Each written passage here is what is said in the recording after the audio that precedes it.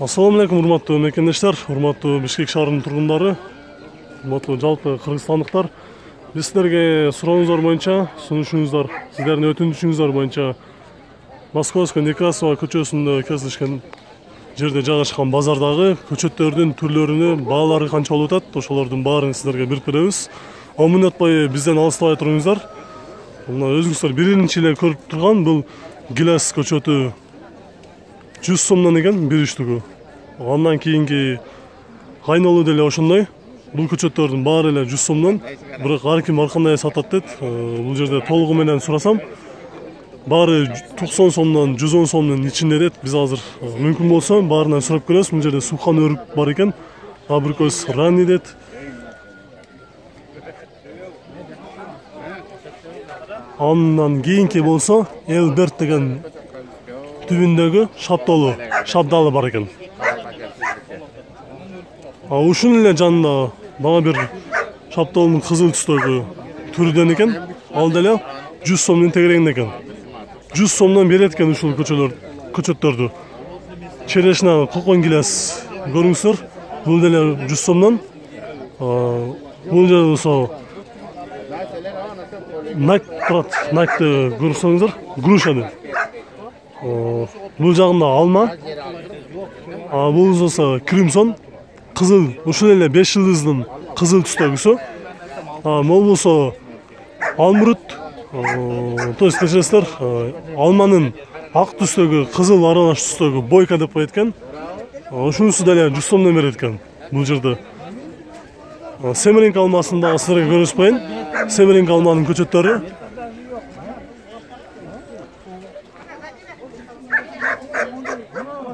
Семеринг көрүңүздөр, бул деле 100 сомдон берет экен көчөттөрү. Бирок көчөттүн абалы жакшы. Мына астына моундай кылып, топурактан, суудан тез-тезинен салып, ушундай жакшы кылып сактап турушат экен. Ушул жерден көрсөңүздөр болот. Мына көчөттөрдү өзү дагы көктөп, даяр болуп тургандыгын байкасаңыздар болот. Кайрадан эле бул жерде гүлас 4-чү головой деп жазылып турат. Бул жерде дагы кокон гиластын экинчи түрү. Кара сливаны дагы бул жерде турат. Көчөтүн карасаңыздар, жакшы эле көктөп өсүп тургандыгын байкасаңыздар болот. Биз эми бул жакта жүзүмдү дагы көргүзөлү. Бул жерде жүзүмдүн көчөтү бар экен. Мына жүзүмдүн баасы канча экен? 100дөн экен. Почти баары эле 100 сомдон экен. Ушул жерде 100 сомдун тегерегинде алсаңыздар болот. Бул жерде жаңгактыгы да бар экен. Ушул жаңгакты дагы сурап коеюн. Сизге экен экен.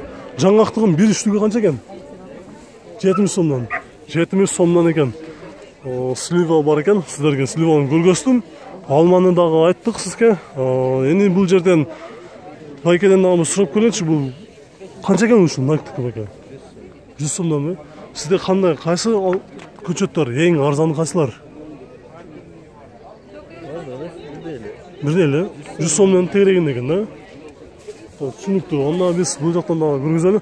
Байке сизден бир кеңеш сурайын дедим да. Көчөттү сизден алгандан кийин канча күндө эгиш керек?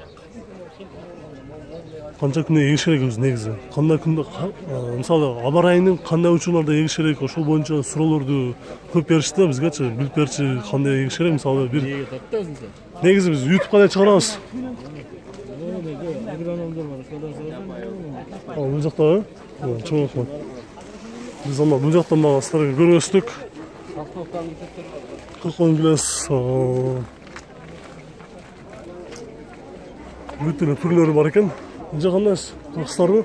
Кимиңиздер мындай совет бересиздер? Көчөттү эгип атканда кантип эгиш керек, эмне кылыш керек, кантип караш керек? Чоң айтканга чейин. Көчөттү эккенде жашынакай кылып эгесиң, тык салбайсың. Анан кийин немеде тыкты күзүндө саласың. Тыкты күзүндө салыш керек, э? Азыр могу полировкасына жеткирбей, могу полировкалар сыртта туруш керек жашайт этип. Ошондой кылып туруп отургузасың. Болду, ухот. Мисалы, эккенден кийинчи бул жактарын дагы мынтип контролдош керек деп сурашат да, ошондо кандай кылып контролдош керек? Контролдоо эле мынакей өзү эле чыгат. Бул сууну эле жакшы бериш керек. Биринчи отурушканда сууну жакшы берсең, болду, өзүнөн өзү эле өсүп чыгат. Суу бербей, кээ бирлер аппарат отургузуп туруп суу бербей коет. Сууну бериш керек, сууну үспөй бериш керек. Түйүнөн воздух киргизбей кармаш керек да. Воздух киргизбеш керек, Түйүн бекемдеп туруш керек. Улам суу бергенден кийин.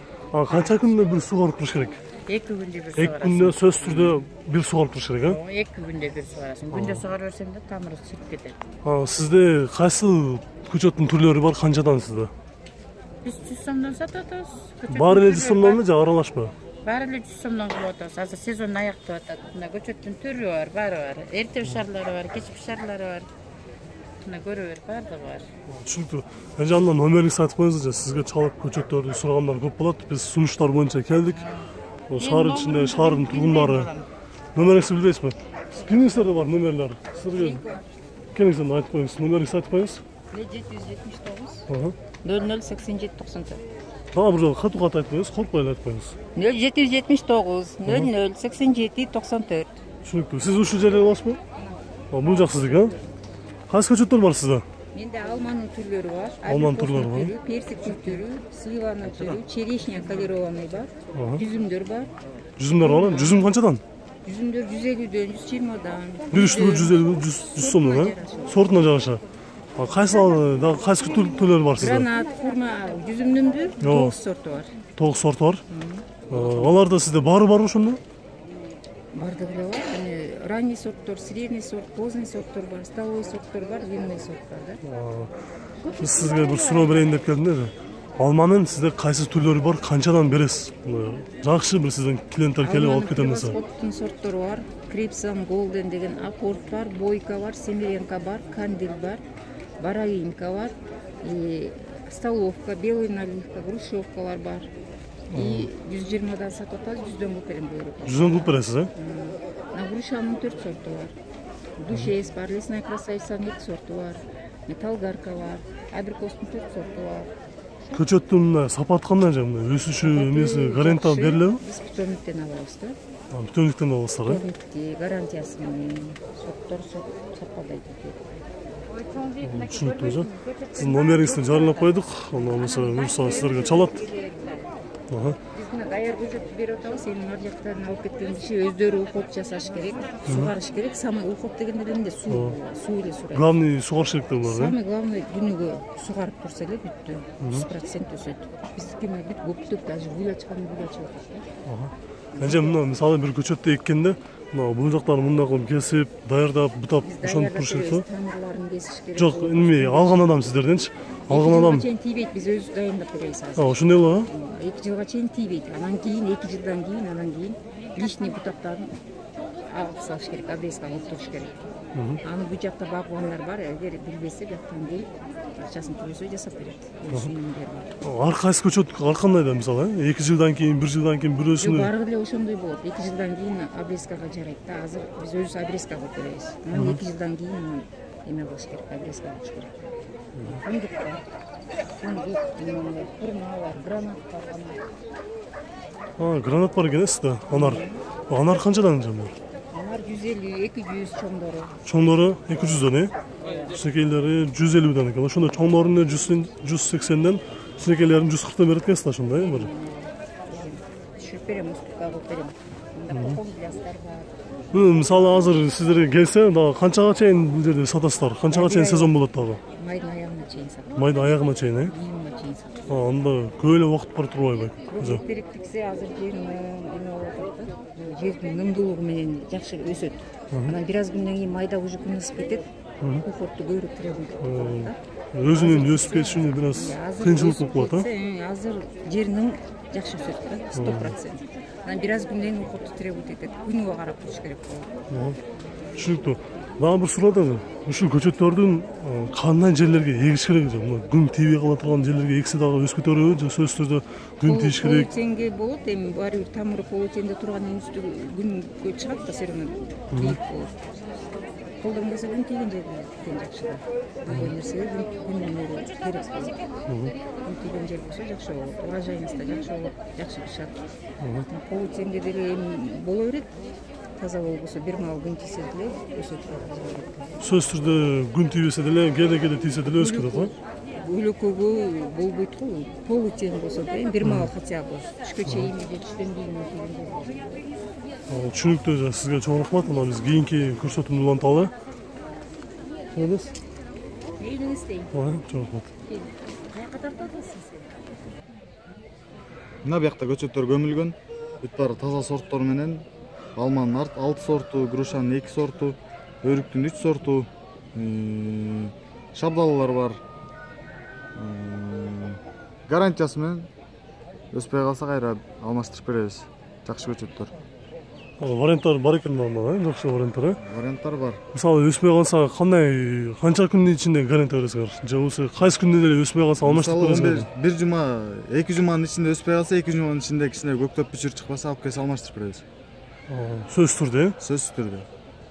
Эч кандай тоскоолдук болбойт да, могу жери сынып калыптыр, мындай болуп калыптыр деп адмен болбой калбайбы? Адмен болбой калбайт ал.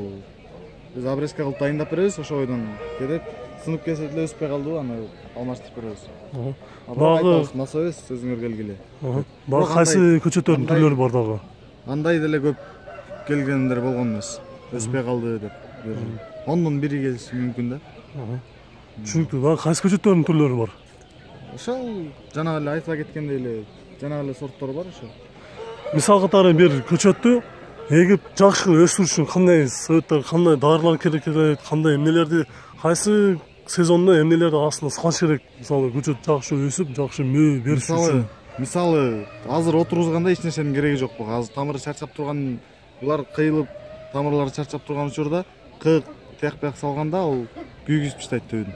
Биринчи жылы эч нерсенин кереги жок. Аркы жылдан көчөттөн алысыраак кылып кык салып койсо, тамыры өзү жете алат, кыгы да ылдый сиңип өзү эле жетет. Ал эми түшүн беришин караш керек, жакшылап обрезка кылыш керек. Ошол маалда ооруйт булар дагы. Ооруган маалда дарыларын алып дарылаш керек. Силер мисалы канча жылда мөө алышы мүмкүн? Мисалы алма мисалы мен сатып аткан алмалар полукарликтер 2 жылдан кийин түшүм алат. 2 жылдан кийин. 2 жылдан кийин. Кийинки жыл албайт, аркы жыл алат. Арасында через год ушундай жыл алабы? Бир жылда бир алып, бир жыл бир жакшы берет, кийинки жылы азыраак берет. Кайра жакшы берет, кийинки жакшы берет. Карликтер бар, эмки жылдан түшүм берет, алар эс албайт, жылын гүлдөйт мындай кичинекей болуп азыр. Алардын баасы кандай болот? Баасы окшош элеби? Полукарликтерден кымбатыраак болот кичине. Алар канчадан болот? Карликтер 200 сомдон. 200 сомдон. 250дөн. 250 бир үчтүгү. Бир үчтүгү. Кайсы эмелер, кайсы көчөттөргө ошондойлор бар? Же баарынын эле ошондой? Алма менен грушаныкы бар. Алма менен грушаныкы бар. Алар сенса тамырдан алынган, тамырлары жакшы. Түшүнүктүү. Дагы ушу көчөт эгүү максатында кандай кеңештерди берет элеңиз? Эми кеңеш бергенде жериңиз кенен болсо мен мисалы полукарликти сунуштамакмын, анткени чоң эле бак жакшы болот. Эгер жерим тар, шаарда участок тар десеңер, карликтик келе. Карликтик. Азыркы учурда сиздерден кандай көчөттөрдү көп элдердин талабы кайсыл экен? Кайсы көчөттөрдү көбүнчө алып кетип атат? Эми ар ким ар кандай болот. Өзүнүн тандоосуна жараша? Превосход голден алышат көбүнчөсүн. Ал кыргызчасы кандай болот? Алманын сорттору. Алманын сорттору? Алманын түрлөрүн алып кетишет экен ошондой, көбүнчө. Түшүнүктүү. Анда сизге чоң рахмат. Анда номериңизди аягына жарыялап коюңуз. Эгерде Бишкек шаарынын тургундары сиздер ушундай үйүңүздөрдүн, жер участоктордун аягына ушундай көчөттөрдү отургузуп, кичинекей бакча кылып жасап, мөмө күтүп, ушундай мөмө жемиштерди алам десеңиздер, ушул байкеге кайрылыңыздар. Сиз номериңизди жарыялап коюңуз. 0709 28 38 10. 28 38 10. 28 38 10. Түшүнүктүү. Атыңыз ким болот? Бакыт. Бакыт байке дегенге ушул жерде келсеңиздер эле. Сиздер ошондо канчага чейин иштейсиздер бул жерде? Эртең менен кечке же кайсы күндөрү болот? Күнүгө ушул жерде болобуз, эртең менен саат 8ден 6-7ге чейин. 6-7ге чейин, Выходной жок. Майдын башына чейин иштейбиз. Майдын башына чейин. Майдын башынан кийин бүттү. Ушундай сезон бүтүп калат да ошондо толук менен, Түшүнүктүү. Эми сиздерге бул жактан гүлдөрдүн түрлөрүн көргөзөбүз. Гүлдөрдүн баардык кооз гүлдөрдүн эже кандайсыз? Жакшысызбы? Жакшы, келе кой. Эже сизде кандай гүлдөрдүн түрлөрү бар эже? Сизден бир топ кеңеш берейин деп, кеңеш сурайын деп сизден келдим. Кайсы гүлдөр? Түрлөрү көп, баардык айтсам түшкө жети айтып берем, ар бирин токтотуп. Эми мен үчүн, биз үчүн бир аз убактыңызды бөлүп, кайсы гүлдөрдү кеңеш бересиз же канчадан же баалар айтып бербесизби? Сен эме корого отургузасыңбы же комнатагабы? Корого дагы, комнатага дагы, үйгө дагы ар кандай отургузам? Мына башынан баштайлы, многолетний тюльпан голландский. Мынакей, голландский. Мына бир отургузуп коесуң, өзү чыга берет, өзү өсө берет. 3 жыл, 4 жылда бир эме которуп коесуң. Бөмөлөп балдары болгондон кийин ошо балдарын бөлөсүң. Чоңдорун бөлөк отургузгансың. Булар канчадан баасы? Баасы бул 80. 80 сом, бир үчтүк, Ооба, бир үчтүк. Мынакей георгина сыртабай 100дөн. 100дөн булар? Ооба. Аны казып алышың керек жүзүндө картоштасын. Сактайсың алмадай кылыпчы. Погребке, кроваттын алдына, салкын жерге. Каменная роза эшикте калат. Үшүбөйт, чоңойот, көбөйөт. Андан кийин мынакей вигела деген жаңы кустарник. Мунун 4 түрү бар. Розовый, белый, бело-розовый и бордовый. Самый красивый. Сүрөттөгүдөй могу гүлдөйбү же? Ооба. Бир сезонда 2 жолу гүлдөйт. 2 жолу, 2 жолу ушундай чоң болуп гүлдөп барат. Жок. Сразу эле чоңоюп кетпейт да. Жыл өткөн сайын чоңойот бул мынакей. Бул ушундай кустарник. Мисал катары же ушул канча жылда ушундай чоңойот бул? Мынча бул 2 жылда. 2 жылда ушунчалык болот экен, анда жакшы экен да 2 жылда болсо. Муну кыркып турасың, формировать этиш керек дейт, формасын келтирип. Эгер сен кыркпай койсоң, мындай шагынып, мындай болуп кетет. Эгер кыркып турсаң, мындай круглый болуп, мындай форму создать надо. Ошо Түшүнүктүү, анда кийинкилерди дагы көргөнсүңүз. Комнатный гүл, гортензия. Булар болсо, кичинекей 1000 сом, мунусу 1200 сом. 1200 сом, Жок, атросток бардыгы мындай, көрдүңүзбү, мындай эмеси менен, тиги почкалары менен. Ошончу мен сизге үзүп бере албайм. Жок, вообще эле. Мынакей герань. Герань 80, 150. 150дөн, Тетиги эме гвоздика. Гвоздикалар 40тан. 40тан экен. Веселые ребята. Веселые ребята, ар бир түбү 80ден. 80 сом болот. Это тоже домашний, да? Жок, садовая. Ача бул үйгө керектелүүчүлөрдү көрдүңүз. Герань. Муну отросточун Голландиядан алып келгенбиз. Ушундай чоң горшокко көбөйттүк. Эми азыр болсо 800гө берем. 800 сом бересиз, Ооба. Редкий гүл. Мына болчу. Кактустун разновидность кактуса. Бу дагы 1000 сомдон. Ал 100. Дагы көргөзүңүз же дагы бир экөөсүн бул жактагылар мисалы эң эле же сизге керектүү суроону берейин. Үйдүн ичине кооз көздү ача турган гүлдөрүңүз кайсылар же? Кайсыны кеңеш бересиз? Мынакей герань, тигинекей гипиаструм. Бул жерде могу турган бе? Ушулбу? Бул канча же бул? Гипиаструм, ал бир жылда бир гүлдөйт. Улам очереттешип гүлдөйт, тигине көрдүңбү? Гүлдөп бүтүп баратат, беркиниши, наркысы гүлдөп атат. А тетиги бутон дагы гүлдөп ачылат. Могу кичинекей могу жактагы, Ошо бутон эми ачылат. Аларыңыз канчадан бересиз мына? Алар 500. 500дөн, Түшүнүктүү. Эмне мына огородду көркүн ача турган гүлдөрүңүз кайсылар? Огороддун көркүн ача турган.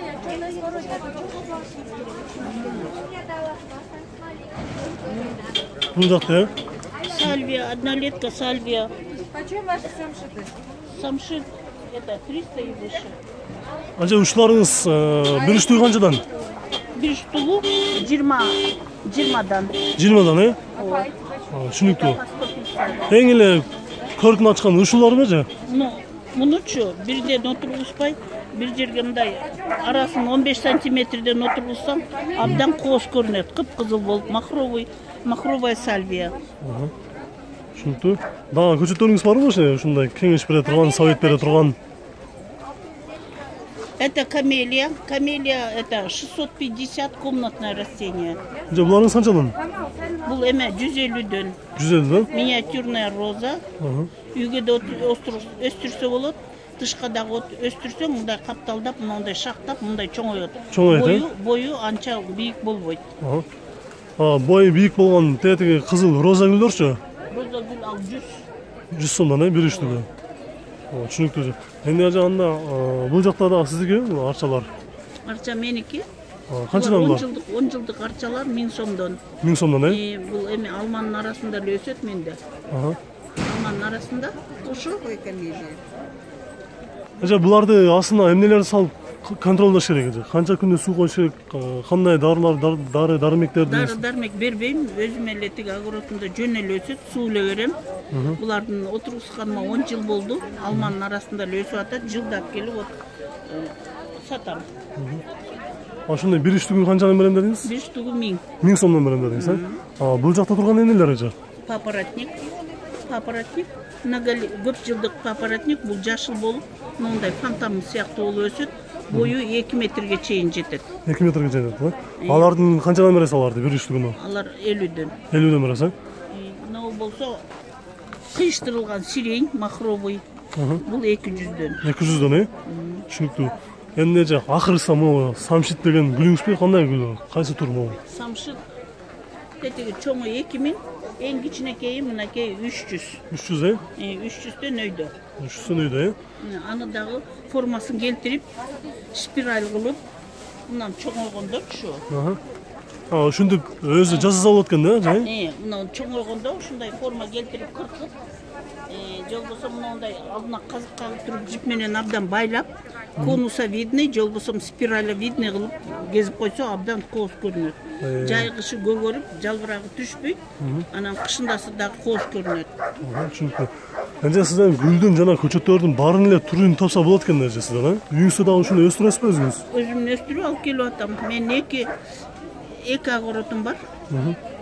Бирөө улуу баламдыкы, бирөө кичүү баламдыкы, экөөм тең өзүм эле өстүрөм. Эже анда номериңизди айтып коюңуз эже. Сизден номериңизди айтып койсоңуз, сизден чалып гүлдөрдү сурап, сизден алып кетишет да. Канчага бересиз, кандай гүлдөрдүн түрлөрү бар? Айтпадымбы баасын?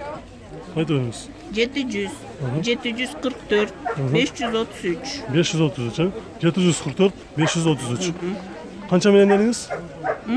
Номериңиз канча менен дедиңиз башында? 700. 700 менен, 700, 744, 533. 533. Рахмат. Сен кимсиң? Эми сиздерге сурооңуздар боюнча бул жердеги гүлдөп турган үйдүн эки тарабына, төрт тарабына эгилчү кооз көрүнүктүү гүлдөрдү жана үйдүн ички жасалгаларын ачып турчу гүлдөрдүн түрлөрүн сиздерге көргөзөбүз. Жана баалары канча болот эже? Ушуларды айтып кетсеңиз эже. Могу тюльпандар, могу махровойлары 60 сом, могулор 40 сом, 50 сом, могу чорнойлары 100 сом. Мондой петуниялар бар, однолеткалар. Булар 20 сом, 25 сом, 30 сомдон разный цветтери бар. Могу ковриктер бар, газондун айланасына эккен.